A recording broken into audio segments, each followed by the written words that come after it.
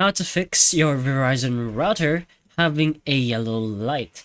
So there are a few ways to be able to do so. So let's shrink down this little guy and put him here to know that we're working on this guy. So the first step we have is to check for outages. So you can verify if there is any outages in the area, and you can also check the Verizon website or the Verizon app to check if there are currently any issues with the Verizon servers. The second option is to restart the router.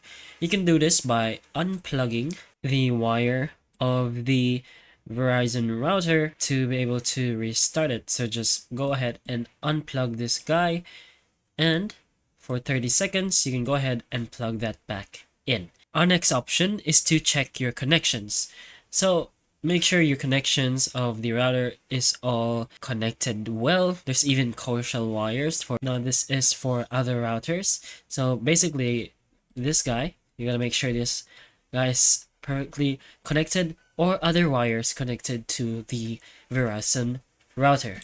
Now our fourth step is to go ahead and contact Verizon support. So if none of this work, it might be a serious issue. So go ahead and contact Verizon support so that they'll be able to assist you remotely and give you a hand-to-hand guide on how to fix the router. So just go ahead and search for Verizon support and you should be able to find different call numbers where you can help solve with your specific issue. Now if this video helped you, please like and subscribe for more videos like this. That's all.